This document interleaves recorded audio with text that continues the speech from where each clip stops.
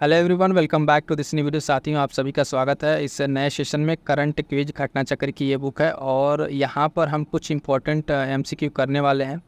उत्तर प्रदेश विशेष भी इसमें शामिल होगा और ये सारे के सारे एमसीक्यू फॉर्म में होंगे। तो साथियों, सबसे पहले मैं ये जानना चाहूँगा, आप लोग कमेंट करके ज़रूर बताइएगा कि इसमें आपको जो है इस पर कंप्लीट वीडियो आनी चाहिए कि नहीं। ठीक है, इसमें बहुत सारे हैं, सारे के सारे अलग अलग सेगमेंट हैं, लेकिन यहाँ पर इस वीडियो में हम आपको ठीक है कुछ इंपॉर्टेंट प्रश्न हर एक टॉपिक से 2-3 टॉपिक से लेंगे और इंपॉर्टेंट प्रश्न आपको दिखाएंगे किस तरीके से यहाँ पे एक्सप्लेनेशन और एमसीक्यू बनता है। वो सारे के सारे हैं, ठीक है। और ये आपको कराया जाएगा, आपके एग्ज़ाम के लिए बहुत इंपॉर्टेंट है। और बता दें कि जो साथी अभी एग्ज़ाम को लेके परेशान है, ठीक है, एग्ज़ाम को लेके आप लोग परेशान है कौन सा होगा कौन सा नहीं, तो इतना जानिए आर का डेट आपका अभी तय है, ठीक है। आर उस पर ध्यान दीजिए, ठीक है। पीसीएस का जब तक अपडेट नहीं क्लियर हो जाता है कुछ, तब तक उसके लिए थोड़ा सा असमंजस की स्थिति बनी हुई है। बाकी अपनी पढ़ाई को इस हिसाब से बैलेंस करके चलाइए कि अगर आपको आर देना तो भी हो जाए, क्योंकि पीसीएस देना तो भी हो जाए। बैलेंस बना के पढ़ाई कर दीजिए, अफवाहों पे ध्यान ना दीजिए कब क्या होगा क्या नहीं। पढ़ाई आपकी नहीं रुकनी चाहिए, टारगेट लीजिए और डेली बेसिस पर अपने टारगेट को कंप्लीट कीजिए। और बता दें साथियों कि टेलीग्राम पे आप सभी के लिए प्रैक्टिस बैच चल रही है, ठीक है। प्रैक्टिस बैच है ना, उससे ज्वाइन कीजिए और अपनी तैयारी को जांचिए कि आपको कितना तैयार है। करंट अफेयर आपने बहुत पढ़ लिया होगा, करंट अफेयर के क्विज लगा के देखिए कितने क्वेश्चन सही हो रहे हैं। स्टैटिक जो पीवाईक्यू उसके लगाइए, फटाफट से जुड़ जाइए। हाल फिलहाल में आर के नए बैच स्टार्ट हुए हैं, तो जुड़ जाइएगा। और फिर से एक बार कह दूंगा कि कमेंट करके जरूर आप लोग बताइएगा कि इस सीरीज़ में इसको कंप्लीट कराना है कि नहीं। बहुत इंपॉर्टेंट सेशन है, कंप्लीट देखिएगा, आपको देखने के बाद समझ में आ जाएगा हर टॉपिक से किस तरीके के क्वेश्चन, कुछ इंपॉर्टेंट क्वेश्चन है एक्सप्लेनेशन के साथ है। तो बने रहेगा वीडियो में। स्टार्ट करते हैं आज के सेशन को। राष्ट्रीय परिदृश्य, ठीक है, इसके से रिलेटेड कौन कौन से इंपॉर्टेंट क्वेश्चन यहाँ पे बन रहे हैं। तो पहला क्वेश्चन देखेंगे और क्वेश्चन का एक्सप्लेनेशन भी साथ में है, तो ध्यान से पढ़िएगा क्वेश्चन, ठीक है। और इसके साथ साथ एक्सप्लेनेशन भी, सारा का सारा आपको करंट अफेयर में पढ़ा दिया गया। अब यहाँ पे आपको प्रैक्टिस कराई जा रही है। पहला प्रश्न कह रहे हैं यहाँ पे कि एक राष्ट्र एक चुनाव से संबंधित जो उच्च स्तरीय समिति बनी थी, उस संबंध में कुछ कथन दिए हैं, विचार करना है। तो पहला पॉइंट कह रहा है कि देश में 2 चरण में चुनाव होंगे। ये एक इस कमेटी के बारे में सुझाव थे, इस कमेटी ने दिया था, तो बिल्कुल सही है। प्रत्येक चरण में जो पहला चरण है उसमें कह रहा है कि लोकसभा और विधानसभा का चुनाव कराना है, ये भी सही है। दूसरा चरण कह रहा है कि दूसरे चरण में आम चुनाव को संपन्न होने के 100 दिन के भीतर ही स्थानीय जो निकाय का चुनाव है उसको कराना है, ये भी सही है। और सभी चुनावों के लिए एक समान मतदाता सूची होगी, ये भी सही है। तो ऑप्शन अगर आप देखेंगे साथियों, ऑप्शन की अगर हम बात करेंगे तो ऑप्शन वही 1, 2, 3, ठीक है, 1, 3, 4 और तो 1, 2, 4 उपयुक्त सभी हमारा सही है। राइट आंसर डी हो जाएगा। यानी अगर हम बात करें एक राष्ट्र एक चुनाव से संबंधित, तो ये चारों के चारों स्टेटमेंट सही है, ठीक है। तो इस तरीके से प्रश्न आपके एग्जाम में बनेंगे और बन सकते हैं, तो ध्यान रखिएगा चारों के चारों यहाँ पे स्टेटमेंट सही है। और बात करेंगे इसके एक्सप्लेनेशन की, तो एक्सप्लेनेशन में देखिएगा एक राष्ट्र एक चुनाव संबंधित उच्च स्तरीय जो समिति उसकी सिफारिशों के बारे में कुछ अन्य इंपॉर्टेंट पॉइंट्स को देखिएगा जो अपकमिंग एग्जाम्स के लिए इंपॉर्टेंट होंगे। पहला कह रहा है कि मंजूरी इसको दी गई, तो ये देखिएगा केंद्रीय मंत्रिमंडल द्वारा 18 सितंबर को हाल फिलहाल में इसको मंजूरी दे दी गई है।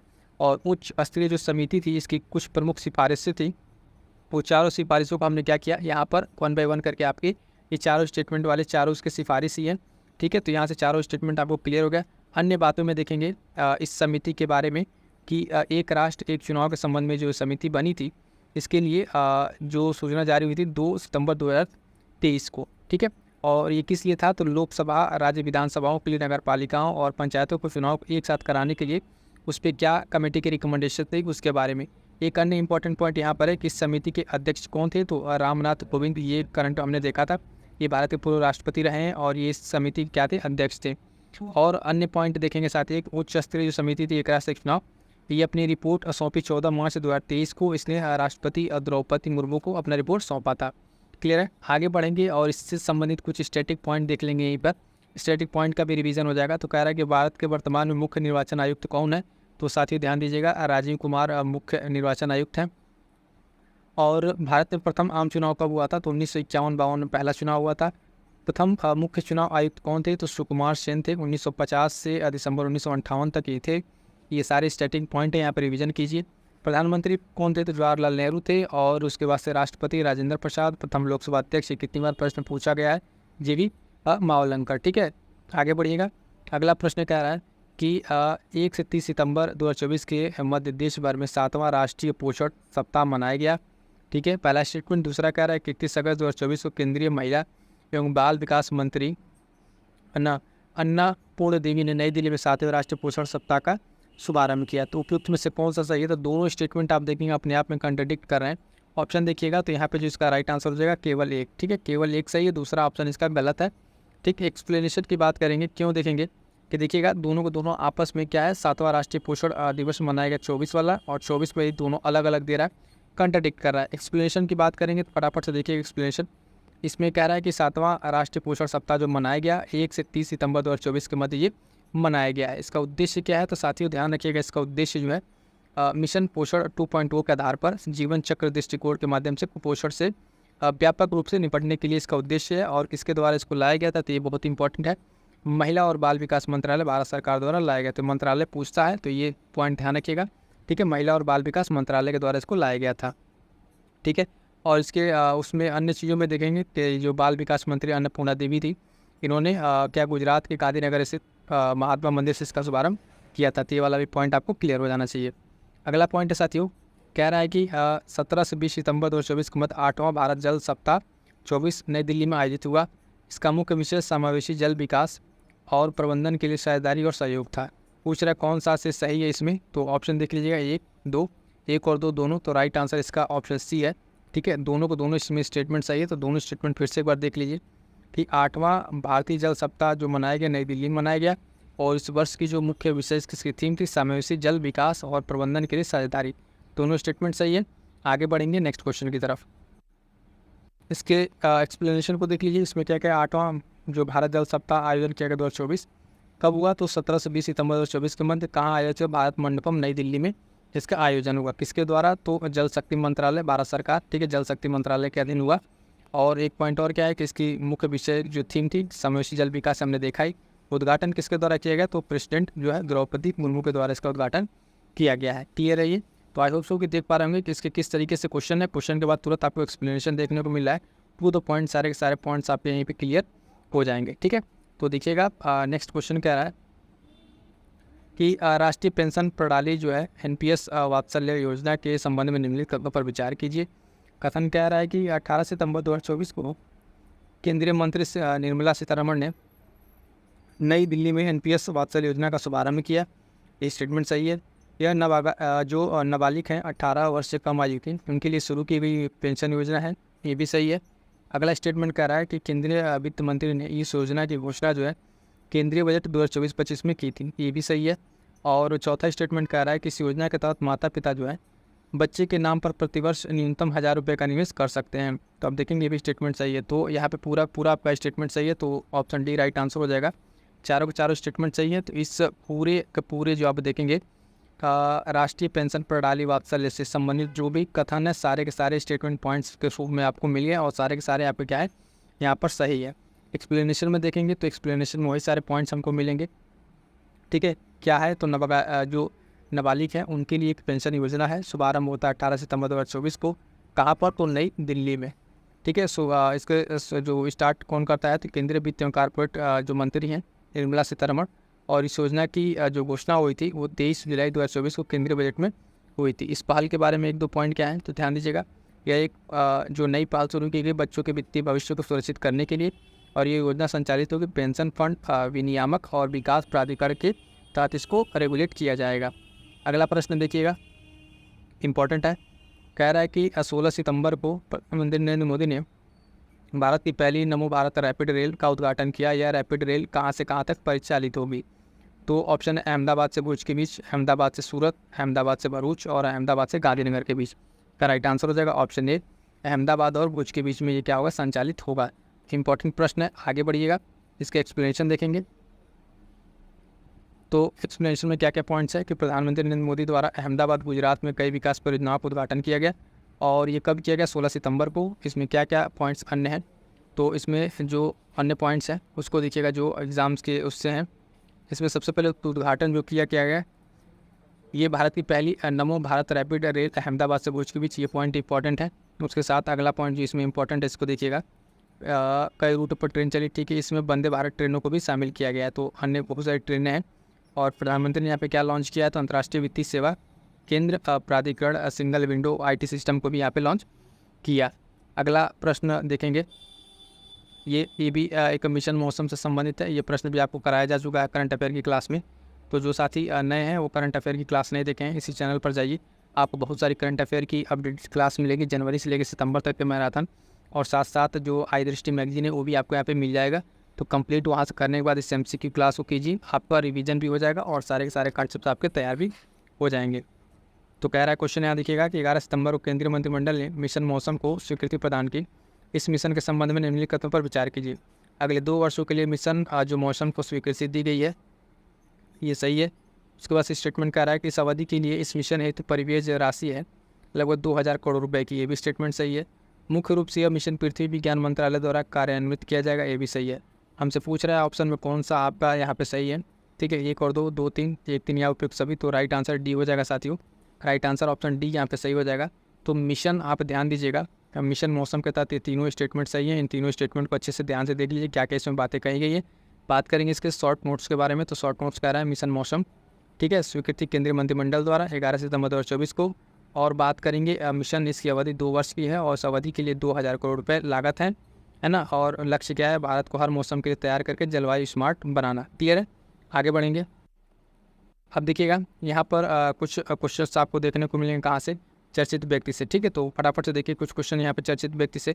पहला ही प्रश्न कह रहा है कि मई 2024 में किसे राष्ट्रीय लघु उद्योग निगम NSIC के नए अध्यक्ष और प्रबंधक निदेशक के रूप में पदभार संभाला है। तो यहाँ पे ऑप्शन आपके पास डॉक्टर शुभ्रांशु शेखर आचार्य, डॉक्टर नवीन कुमार, अनुराग मित्तल या दीपक गोयल।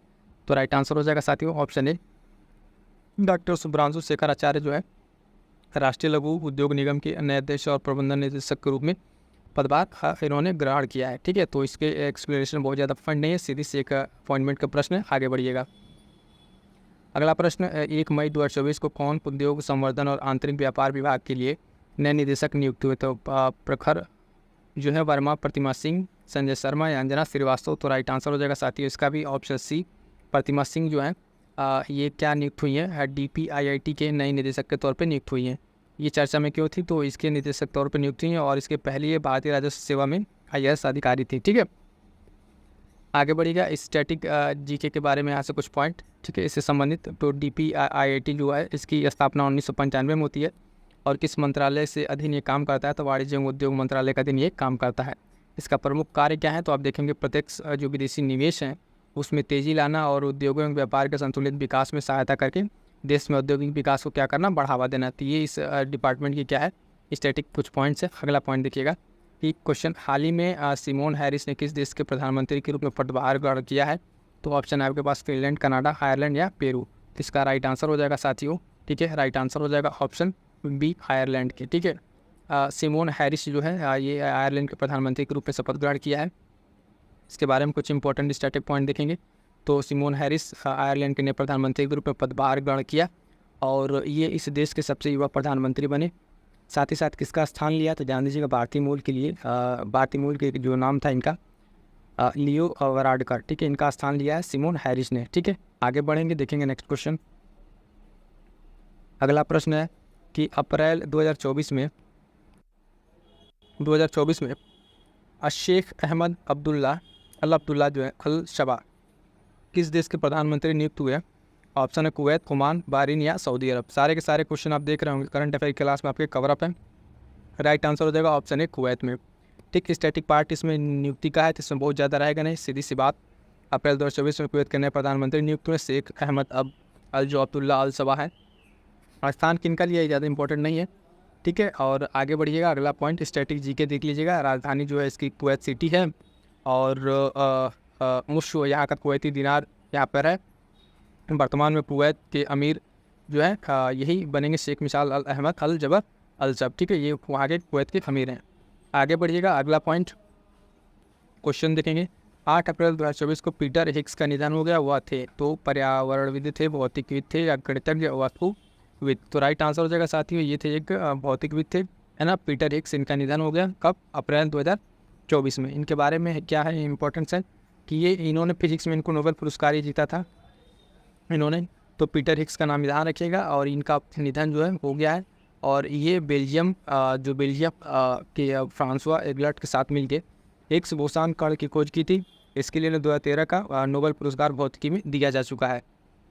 तो इस तरह का जो इंटरनेशनल निधन होता है, जो किसी क्षेत्र से जुड़े होते हैं उनसे प्रश्न बन जाता है, तो प्रश्न ध्यान रखिएगा।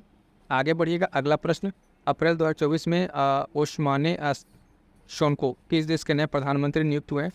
तो ऑप्शन है आपके पास इथियोपिया, लाइबेरिया, दक्षिण सूडान या सेनेगल। तो राइट आंसर हो जाएगा साथी इसका ऑप्शन डी सेनेगल। हाल फिलहाल में अगर आप बात करें तो ओस्माने सोनको को सेनेगल का प्रधानमंत्री नियुक्त किया गया है। क्लियर है? तो इसमें बहुत ज़्यादा स्टैटिक नहीं है कि भी इनका सिर्फ अपॉइंटमेंट है, तो ये अपॉइंटमेंट में नाम याद रखिएगा। आगे बढ़ेंगे। अगला पॉइंट क्या है इसमें? अगला पॉइंट कह रहा है स्ट्रैटेजी के जो सेनेगल के बारे में। ये एक दक्षिण जो पश्चिमी अफ्रीकी देश है, ठीक है, पश्चिमी अफ्रीकी देश है और यहाँ की राजधानी डकार है। बस इतना ही याद रखिएगा। आगे बढ़ते हैं। अगला प्रश्न कह रहा है साथियों, ध्यान दीजिएगा कि अप्रैल 2024 में भारतीय राजस्व सेवा के सेवानिवृत्त अधिकारी जगजीत पवाडिया को कहाँ स्थित अंतर्राष्ट्रीय नारकोटिक्स नियंत्रण बोर्ड का अध्यक्ष दोबारा चुन लिया गया है? तो ऑप्शन है रोम, जिनेवा, वियना या बर्लिन। तो राइट आंसर हो जाएगा इसका साथी ऑप्शन बी वियना का। ठीक है, इनको वियना का क्या चुन लिया गया? दोबारा नारकोटिक्स नियंत्रण बोर्ड का अध्यक्ष चुन लिया गया है और ये भी एक रिटायर्ड IRS ऑफिसर हैं, इनके बारे में इतनी सारी जानकारी है। ठीक, तो यहाँ पे इतने और सारा कोई इंपॉर्टेंट नहीं, इंपॉर्टेंट ये रहेगा अगला क्वेश्चन। क्रिस्टलिना जॉर्जिवा दूसरी बार किस वैश्विक संगठन की प्रबंधक निदेशक MD नियुक्त हुई है? यूनेस्को, IMF, विश्व बैंक समूह, यूनिसेफ। तो राइट आंसर हो जाएगा साथी मोस्ट इंपॉर्टेंट क्वेश्चन है। अंतर्राष्ट्रीय जो मुद्रा कोष है, ठीक है, तो उसकी क्या हुई है? ये MD फिर से नियुक्त हो गई है। तो ध्यान रखिएगा क्रिस्टिना जॉर्जिया के बारे में और स्ट्रैटेजी के ध्यान दीजिएगा। इनका दूसरा काल 5 वर्ष के लिए है, इसके पहले भी यही रही है। ठीक है, अगला पॉइंट देखेंगे इसकी स्ट्रैटेजी के में, ये महत्वपूर्ण रहेगा। IMF की स्थापना 1944।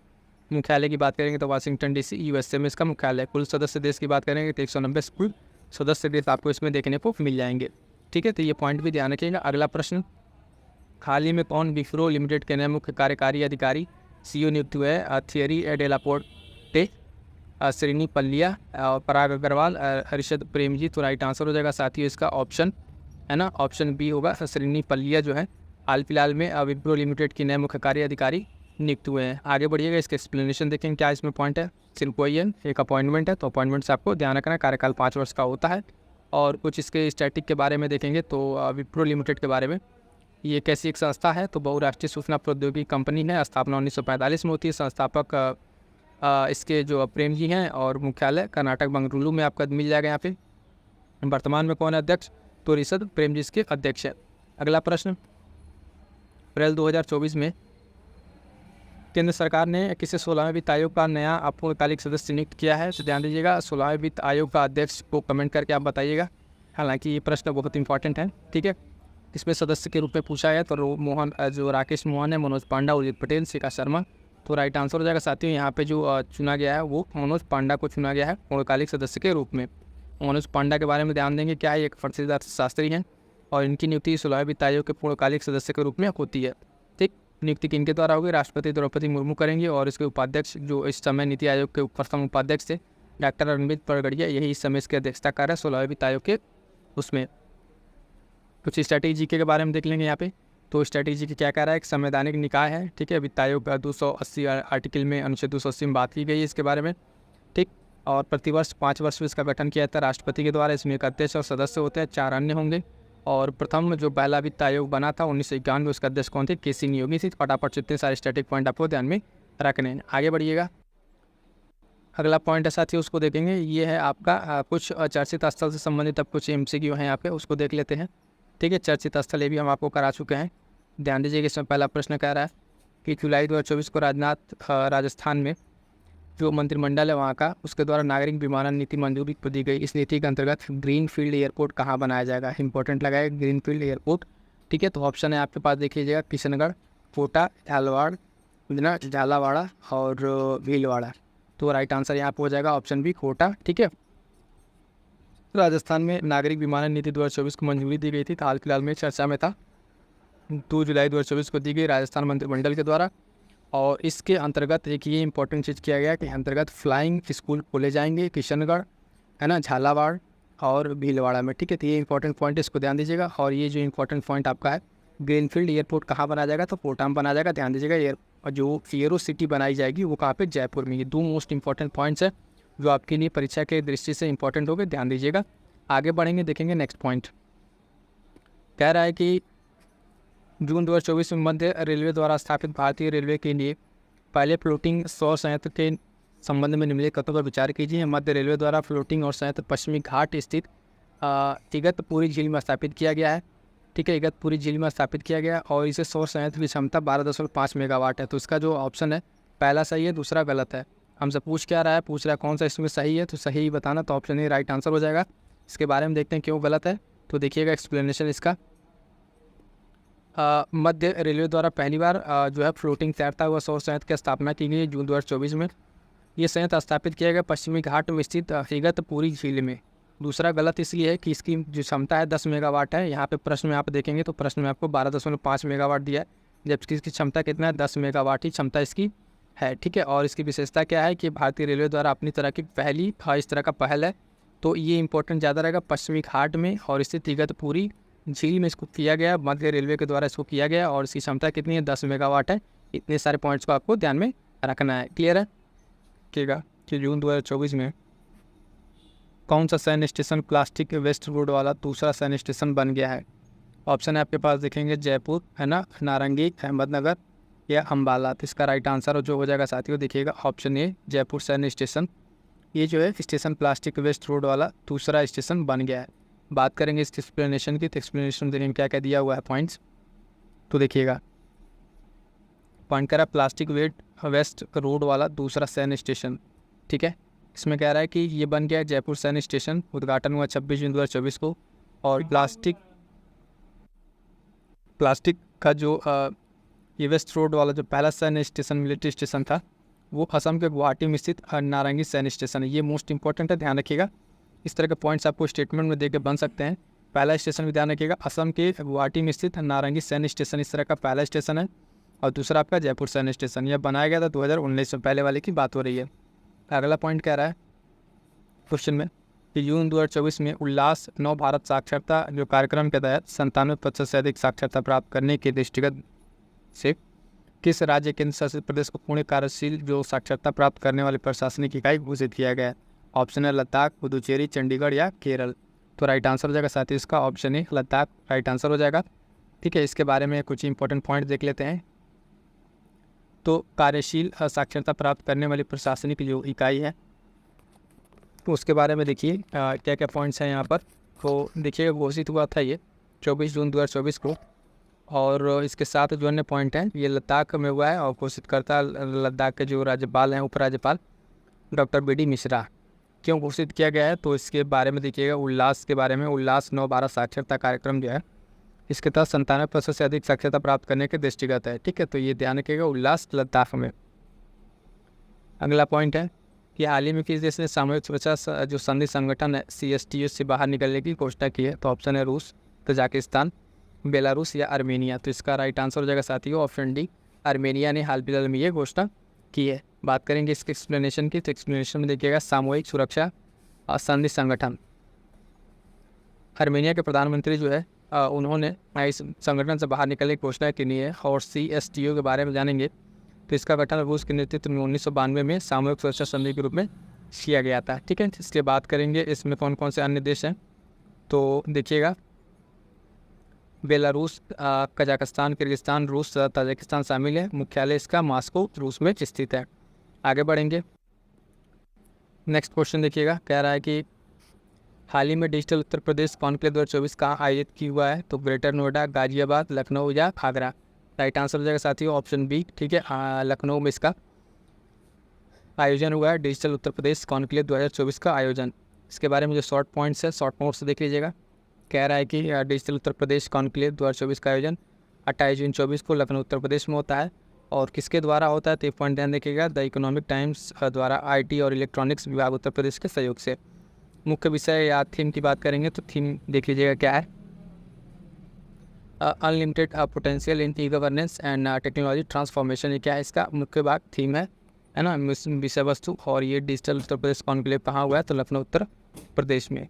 अगला पॉइंट कह रहा है कि जून 2024 में यूक्रेन शांति शिखर सम्मेलन 2024 कहाँ आयोजित हुआ। दोहा, सिंगापुर, आबू धाबी या स्विट्जरलैंड। तो इसका राइट आंसर हो जाएगा साथियों ऑप्शन डी। ठीक है, स्विट्जरलैंड में ये हुआ यूक्रेन शांति शिखर सम्मेलन 2024 का आयोजन। इसके बारे में देखेंगे जो शॉर्ट पॉइंट्स है, डी राइट आंसर हो जाएगा आपका। शॉर्ट पॉइंट्स में है कि ये जून में हुआ 24 में स्विट्जरलैंड में, उद्देश्य क्या था? तो यूक्रेन में शांति की दिशा को मार्ग प्रशस्त करने के लिए आयोजित किया गया था। वो यूक्रेन शांति शिखर सम्मेलन, ध्यान दीजिए कहाँ हुआ है? स्विट्जरलैंड में किया गया है। अगला पॉइंट है कि क्वेश्चन ध्यान दीजिएगा, जून 2024 में भारत हिंद महासागर रिंग एसोसिएशन टूर पर्यटन सम्मेलन 2024 आयोजित किया गया। तो टोक्यो, दोहा, अबू धाबी या नई दिल्ली में? तो इसका राइट आंसर हो जाएगा साथियों। ठीक है, राइट आंसर क्या हो जाएगा? ऑप्शन डी, नई दिल्ली में इसको किया गया रिंग एसोसिएशन का आयोजन। इसके बारे में थोड़ा सा कुछ स्टैटिक पॉइंट जान लीजिए। भारत हिंद महासागर रिंग एसोसिएशन जो है टूर पर्यटन सम्मेलन 2024 आयोजन हुआ नई दिल्ली में, है ना। विदेश मंत्रालय, भारत सरकार द्वारा अफ्रीकी की सह मेजबानी में इसको किया गया है। इसमें बहुत सारे देश है, देश को नहीं ध्यान रखना, बस ये अंदर के कहाँ आयोजन हुआ? तो नई दिल्ली में आयोजन हुआ है। आगे बढ़िएगा, देखिएगा नेक्स्ट पॉइंट। अगला प्रश्न क्या रहा है इसमें कि जून 2024 में भारत और संयुक्त राज्य अमेरिका के बीच वर्ष 2024 के लिए पहली कमांड एंड कंट्रोल कंपेटिबिलिटी जो बोर्ड की बैठक हुई कहाँ हुई? न्यूयॉर्क, जयपुर, नई दिल्ली या हैदराबाद? तो राइट आंसर हो जाएगा इस क्वेश्चन का भी साथियों, ऑप्शन बी, नई दिल्ली। और इसके बारे में जो स्टैटिक पॉइंट्स है उसको देख लीजिए। स्टैटिक पॉइंट में क्या क्या है कि भारत और संयुक्त राष्ट्र जो अमेरिका है उसके बीच में 2024 में ये पहली कमांड एंड कंट्रोल कंपेटिबिलिटी जो बोर्ड की बैठक होती है, आयोजित होती है, जून में होता है। जो मानेकशा सेंटर नई दिल्ली में होता है, ये ध्यान रखिएगा। और 38 सदस्यीय जो भारतीय प्रतिनिधि मंडल का नेतृत्व किया है ना ब्रिगेडियर राहुल खानंद ने। ठीक है, और 29 सदस्यीय अमेरिकी का जो नेतृत्व किया वो निदेशक पॉल निकोलस थे।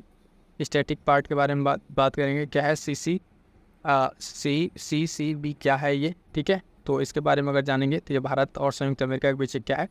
एक तरह का तकनीकी विशेष समूह है और समझौता ये कब हुआ था? 2018 में हुआ था। ये पॉइंट ध्यान रखने वाला है। अगला प्रश्न, मई 2024 में चीन, जापान और दक्षिण कोरिया के बीच 9वां त्रिपक्षीय शिखर सम्मेलन कहाँ आयोजित किया गया? शंघाई, बीजिंग, सियोल या टोक्यो में? तो इसका राइट आंसर हो जाएगा साथियों, ऑप्शन बी, सियोल में। ठीक है, चीन, जापान, दक्षिण कोरिया के बीच 9वां त्रिपक्षीय शिखर सम्मेलन सियोल में हुआ। आगे बढ़िएगा, इसके बारे में जो इंपॉर्टेंट पॉइंट्स देख लीजिए। त्रिपक्षीय सम्मेलन का आयोजन है ना मई में हुआ, सियोल, दक्षिण कोरिया में। 3 राष्ट्रों के बीच लगभग 4 वर्ष में आयोजित होने वाला पहला शिखर सम्मेलन है। ठीक, इसमें क्या बात कर रहा है कि इसमें तीनों राष्ट्र मिलकर क्या करेंगे? वैश्विक सकल घरेलू जो उत्पाद है उसके लगभग 25% का योगदान ये तीनों मिलकर करते हैं। अगला पॉइंट कि हाल ही में यूरोपीय संघ और भारत की 14वीं वार्ता 2024 कहाँ आयोजित की गई? रोम, ब्रुसेल्स, नई दिल्ली या जयपुर में? तो इसका राइट आंसर हो जाएगा साथियों, ऑप्शन सी, नई दिल्ली में। ठीक है, नई दिल्ली में आयोजित किया गया। ठीक, इसके बारे में ज़्यादा कुछ इंपॉर्टेंट पॉइंट नहीं है, बस वही है, 7 मई को आयोजित किया। यूरोपीय संघ और भारत है, नई दिल्ली इसका आयोजन स्थल है। ठीक है, अब यहाँ पर हमारे पास कुछ अगला टॉपिक है जो है उससे देखेंगे कि यहाँ पर वर्ष दिवस सप्ताह से संबंधित कुछ इंपॉर्टेंट क्वेश्चन देख लेते हैं। ठीक है, तो इसको देखिए, पहला कह रहा है प्रतिवर्ष विश्व पाचन दिवस जो स्वास्थ्य के लिए मनाया जाता है कब मनाया जाता है? तो ऑप्शन डी राइट आंसर होगा, 29 मई को विश्व पाचन स्वास्थ्य दिवस के बारे में जान लीजिए क्या क्या है। तो 29 मई 2024 को मनाया गया। थीम क्या थी? Pure digestive health, make it a priority. ठीक है, उद्देश्य पाचन संबंधी समस्याओं को बारे में लोगों को जागरूकता बढ़ाना। ठीक है, तो ये सब सारी चीज़ें इसमें रहेंगी। अगला प्रश्न, विश्व तंबाकू निषेध दिवस कब मनाया गया? तो स्टेटमेंट वाला प्रश्न है। यह प्रतिवर्ष 31 मई को मनाया जाता है। वर्ष 2024 दिवस मुख्य विषय की थीम क्या थी? अन्न उगाओ, तंबाकू नहीं। इसका जो राइट आंसर है साथियों केवल एक राइट आंसर हो जाएगा। ठीक है, ये राइट आंसर हो जाएगा। प्रतिवर्ष 31 मई को मनाया जाता है, ये सही है। दूसरा गलत है। क्यों गलत है अभी देख लेते हैं। तो विश्व तंबाकू निषेध दिवस 21 मई को मनाया गया। मुख्य विषय क्या? बच्चों को तंबाकू उद्योग के हस्तक्षेप से बचाना, ये इस वर्ष की थीम थी, इसलिए ऑप्शन बी राइट आंसर नहीं था, गलत था। ठीक है, ये थीम याद रखिएगा। और इसका उद्देश्य वही सारा है, हानिकारक पदार्थों को रोकना। और WHO के अनुसार बाकी सारा डेटा है, इतना इंपॉर्टेंट नहीं है। शुरुआत कब हुआ तो ये देख लीजिए। भारत में तंबाकू नियंत्रण के लिए पहल राष्ट्रीय तंबाकू नियंत्रण कार्यक्रम करता है। शुरू कब हुआ था? 2007-8 में हुआ था। ठीक, आगे बढ़िएगा, देखिएगा नेक्स्ट क्वेश्चन। अगला प्रश्न कह रहा है कि मई 2024 में संयुक्त राष्ट्र अंतर्राष्ट्रीय शांति सैनिक दिवस कब मनाया गया? तो ये मनाया गया 29 मई को। ठीक है, इसके बारे में आइए देखते हैं कुछ इंपॉर्टेंट पॉइंट। सी राइट आंसर हो जाएगा। संयुक्त राष्ट्र अंतर्राष्ट्रीय शांति दिवस 29 मई, और इस वर्ष की थीम की थी fit for the future, building better together. ठीक, अगला प्रश्न है मई दिवस अंतर्राष्ट्रीय महिला स्वास्थ्य कार्रवाई दिवस कब मनाया गया? तो भी मनाया गया 28 मई को। ठीक है, इस वर्ष की थीम देख लीजिए, वर्ष की थीम थी mobilising in critical times of threats and opportunities. ठीक है, अंतर्राष्ट्रीय महिला स्वास्थ्य कार्रवाई दिवस 28 मई को। आगे बढ़िएगा, अगला प्रश्न, मई 2024 में वर्ल्ड हंगर डे मनाया गया, तो कब मनाया गया? तो ये मनाएगा 28 मई को मनाएगा, ऑप्शन बी राइट आंसर हो जाएगा। ठीक है, 28 मई को मनाया गया वर्ल्ड हंगर डे, क्योंकि जो डे और थीम वाला क्लास हम आपको करा दिए हैं, इसमें बस देख लीजिए, थोड़ा थोड़ा डे पूछेगा और उसकी थीम पूछेगी और बाकी कुछ स्टैटिक पॉइंट इसमें ज़्यादा नहीं ध्यान रखना है। मुख्य विषय क्या है, जहाँ रहेगा तहाँ हम आपको बता देंगे। थ्राइविंग मदर्स थ्राइविंग वर्ल्ड, 28 मई वर्ल्ड हंगर डे। ठीक है, आगे बात करेंगे। अगला प्रश्न इसका, मई 2024 में पहला अंतर्राष्ट्रीय मार्कोर दिवस कब मनाया गया? तो मनाया गया 24 मई को, ध्यान रखिएगा। आगे बढ़ते हैं, अगला पॉइंट जिसमें अंतर्राष्ट्रीय जो पहला इस तरह का मनाया गया है ना, मार्कोर दिवस, तो ध्यान रखिएगा 24 मई को मनाया गया है। और इसमें उल्लेखनीय बात यह है कि उद्देश्य मार्कोर के संरक्षण के बारे में जागरूकता बढ़ाना है। तो जान लीजिएगा कि मार्कोर होता क्या है, इसके बारे में स्टैटिक पॉइंट को देख लीजिए। तो मार्कोर एक बकरी की प्रजाति है जो पाई जाती है, कहाँ पे लगभग इन सारे देशों में पाई जाती है, वो इंपॉर्टेंट नहीं, बस ये ध्यान रखिएगा मार्कोर क्या है, तो एक बकरी की प्रजाति है। ठीक है, और इसका यूसीएन स्टेटस क्या है ये देख लीजिए, कि इसे संकटग्रस्त वाले में लिस्ट में शामिल किया गया है। और कहाँ का राष्ट्रीय पशु है? पाकिस्तान का। वाह, पाकिस्तान का, ये पाकिस्तान नल्ला पाकिस्तान का भी मिल गया को, क्या मार्कोर ही मिला था बनाने के लिए, क्या बात है। आगे बढ़ते हैं, देखते हैं नेक्स्ट प्रश्न। कह रहा है कि 20 मई 2024 को विश्व भर में अंतर्राष्ट्रीय जैव विविधता दिवस मनाया गया। 20 मई को नहीं, ये तो 22 मई को होता है। इस वर्ष का जो थीम था योजना का हिस्सा बने, तो बिल्कुल सही है, हमने आपको पढ़ा भी रखा है ये क्वेश्चन। ठीक है, तो इसका राइट आंसर सही पूछ रहा, सही हो जाए केवल 2, पहला गलत है क्योंकि 22 मई को होता है। इसके बारे में इंपॉर्टेंट पॉइंट्स देख लीजिए। अंतर्राष्ट्रीय जैव विविधता दिवस one of the most important एक है, क्योंकि जैव विविधता से जो पर्यावरण से संबंधित जो डे दिवस हैं पूछे जाते हैं, तो ये मनाया गया 22 मई को। योजना का हिस्सा बने, बी जो है पार्ट ऑफ द प्लान, ये इसकी मुख्य विषय है, थीम है। जैव विविधता के संरक्षण के बारे में लोगों को जागरूक करना इसका उद्देश्य है। ठीक, आगे बढ़िएगा, देखिएगा अगला पॉइंट। क्वेश्चन है, कह रहा है हाल ही में विश्व माप विज्ञान दिवस मनाया गया, तो ये मनाया गया आपका 20 मई को। कब? 20 मई को मनाया गया। मुख्य विषय इसका सस्टेनेबिलिटी था, ये पॉइंट ध्यान रखिएगा। आगे बढ़ते हैं, देखते हैं नेक्स्ट प्रश्न। नेक्स्ट प्रश्न क्या कह रहा है कि हाल ही में अंतर्राष्ट्रीय संग्रहालय दिवस कब मनाया गया? ये इंपॉर्टेंट है, ध्यान दीजिएगा। तो मनाया गया 18 मई को। ठीक है, 18 मई को मनाया गया। और अंतर्राष्ट्रीय संग्रहालय दिवस, ठीक, इसकी इस वर्ष की विषय वस्तु थीम क्या थी? तो देख लीजिए, शिक्षा और अनुसंधान के लिए संग्रहालय इंपॉर्टेंट रहेगा, अंतर्राष्ट्रीय संग्रहालय दिवस।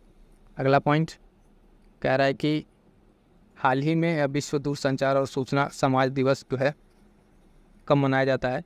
तो राइट आंसर हो जाएगा ऑप्शन डी, 17 मई को मनाया जाता है। ठीक, 17 मई को मनाया जाता है विश्व दूरसंचार और सूचना समाज दिवस, 17 मई को। ठीक है, सतत विकास के लिए डिजिटल नवाचार, ये इस वर्ष की मुख्य जो थीम थी, विषय वस्तु थी। अगला प्रश्न कि हाल ही में वर्ल्ड हाइपरटेंशन डे कब मनाया गया? तो साथियों देखिएगा, मनाया गया 17 मई को मनाया गया है। इस वर्ष की थीम देख लेते हैं, वर्ल्ड हाइपर टेंशन डे 17 मई को। Major your blood pressure accurately, है ना, कंट्रोल इट, लिव लॉन्गर, ये इस वर्ष की थीम थी। और यहाँ पर WHO के अनुसार कुछ बताया गया कि दक्षिण पूर्व एशिया में अनुमानित लगभग 294 मिलियन लोग जो है इससे अधिक ही कहीं उच्च रक्तचाप से पीड़ित हैं। ठीक है, ये ब्लड प्रेशर से, हाइपरटेंशन वाले से, डिजीज से पीड़ित हैं। अगला प्रश्न, हाल ही में अंतर्राष्ट्रीय परिवार दिवस कब मनाया गया? तो ये मनाया गया आपका देखेंगे 15 मई को। ठीक है, अंतर्राष्ट्रीय परिवार दिवस 15 मई को। ठीक, इसका थीम देख लीजिए। आगे बढ़ते हैं, 15 मई को मनाएगा अंतर्राष्ट्रीय परिवार दिवस। और परिवार और जलवायु परिवर्तन क्या है इस वर्ष की मुख्य विषय वस्तु थीम है। ठीक है, अगला प्रश्न, अब देखिए कुछ पॉइंट्स हम यहाँ पे देखेंगे उत्तर प्रदेश स्पेशल से। ठीक है, उत्तर प्रदेश स्पेशल से कुछ पॉइंट्स यहाँ पे हैं, है ना, तो सारे पॉइंट्स को भी देख लेते हैं क्या क्या है। तो पहला पॉइंट है यहाँ पे, पहला पॉइंट जो कह रहा है, तो यूपी स्पेशल का ये पहला प्रश्न, 22 अगस्त 2024 को राष्ट्रीय जो गंगा स्वच्छ मिशन है, IIT BHU और डेनमार्क के बीच रणनीतिक गठबंधन ने यहाँ पे स्वच्छ नदियों पर नवाचारी स्मार्ट प्रयोगशाला परियोजना का अनावरण किया है। तो ये कहाँ पर किया है? वाराणसी में किया है।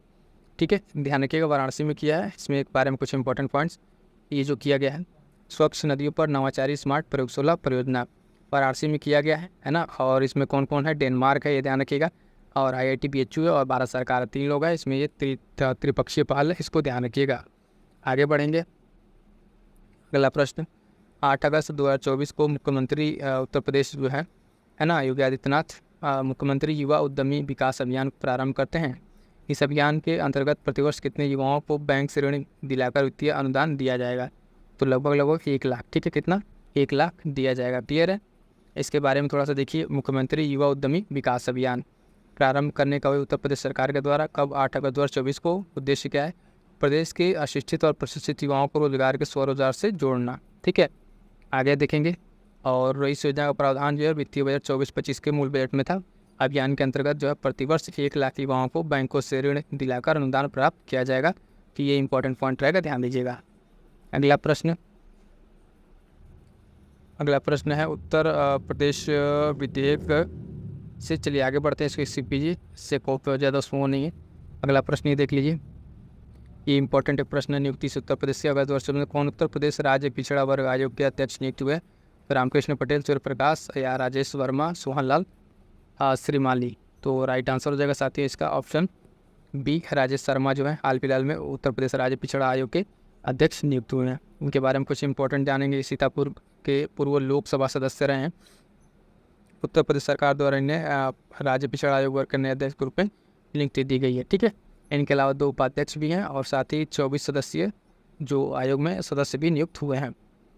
और एक अगला पॉइंट है NCR से संबंधित। ठीक है, SCR स्टेट कैपिटल रीजन से संबंधित। डायरेक्ट इसके स्टेटमेंट को, दोनों स्टेटमेंट यहाँ पे अपने आप में सही है। ठीक है, तो यहाँ पे 6 जिलों को शामिल किया गया SCR में, ये ध्यान रखना है।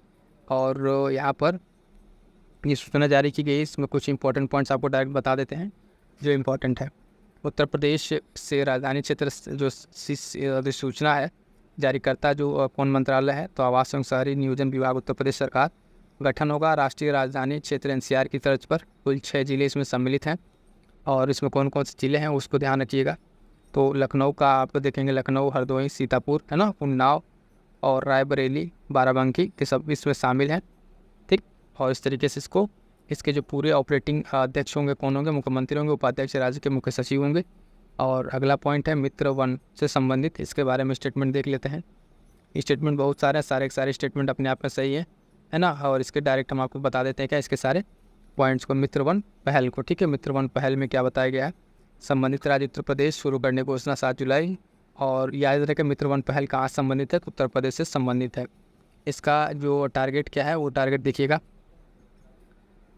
35 करोड़ पौधे लगाकर हर क्षेत्र को बढ़ावा देना। 35 करोड़ पौधे लगाने का इसका मुख्य उद्देश्य, बस ये पॉइंट ध्यान रखिएगा। स्टेट स्पेशल में आपसे पूछ लिया जाएगा। ठीक, अगला पॉइंट है कि एक ये point important question, Tata power solar system द्वारा कहाँ से उत्तर प्रदेश में हर घर सोलर टाटा पावर के संग नामक की पहल शुरू की गई है? तो ये वाराणसी से शुरू की गई साथियों, है ना। और इसके बाद से बता दें इसके बारे में कुछ स्टैटिक पॉइंट देख लीजिए, ये भी इंपॉर्टेंट है। तो वाराणसी से स्टार्ट होता है और टाटा पावर सोलर सिस्टम इसमें है। इस पहल का शीर्षक है घर घर सोलर टाटा पावर के संग। और इसका उद्देश्य जो है, उद्देश्य ध्यान रखिए, उत्तर प्रदेश का हर घर में रूफ टॉप सोलर समाधान उपलब्ध कराना है। सोलर टॉप के लिए इसमें आप इंस्टॉलेशन के लिए 1,08,000 रुपये तक का क्या कर सकते हैं, इसमें लाभ ले सकते हैं। तो क्लियर है साथियों यहाँ तक? तो ये था साथियों कुछ इंपॉर्टेंट करंट क्विज से संबंधित। मैं फिर से आपसे एक बार कहूँगा कि आप इसमें इस रिलेट की चाहते हैं कि नहीं वीडियो ज़्यादा से ज़्यादा अगर आपके कमेंट रहेंगे, है ना, तो उससे पता चलेगा कि आप लोग कितने लोगों को चाहिए, उस हिसाब से फिर इस पर आगे काम किया जाएगा। और जैसा कि मैंने आपको बताया कि इस पर बहुत सारी चीज़ें हैं, है ना, टॉपिक्स हैं, इस पर काम चलेगा और इस पर वीडियोज़ आएंगी। और उसके साथ साथ जो एक इंपॉर्टेंट चीज़ है कि आपके लिए प्रैक्टिस बहुत ज़रूरी है साथियों। तो टेलीग्राम से जुड़ना ना भूलिएगा, PDF हम आपको प्रोवाइड करा देंगे। और साथ साथ बता दें कि टेलीग्राम से जुड़ के आप प्रैक्टिस बैच करंट अफेयर की और RAR स्पेशल बैच जरूर ज्वाइन कीजिए। पढ़िएगा कितना भी, अगर प्रैक्टिस नहीं कीजिएगा तो आपको बेहतर रिजल्ट नहीं मिलेगा। आपकी गलती क्या है, गलतियाँ पता नहीं चलेगी। तो जुड़िए उससे और प्रैक्टिस कीजिए। और बाकी जो भी इंपॉर्टेंट वीडियोज़ हैं इस चैनल पर जाकर जरूर देख डालिए। चाहे करंट अफेयर की मैराथन और सारे के सारे प्रश्न वहीं से थे जो साथी किए हुए हैं उनको पता होगा। ये जो करंट अफेयर की आपको वीडियो भी दिख रही है, यहाँ से सारे के सारे प्रश्न थे, है ना। और बाकी अन्य भी जो इंपॉर्टेंट है उन सबको देखते रहिए, पढ़ते रहिए और रिविज़न करते रहिएगा। मिलते हैं किस नेक्स्ट वीडियो में, तब तक के लिए थैंक यू सो मच। ठीक है।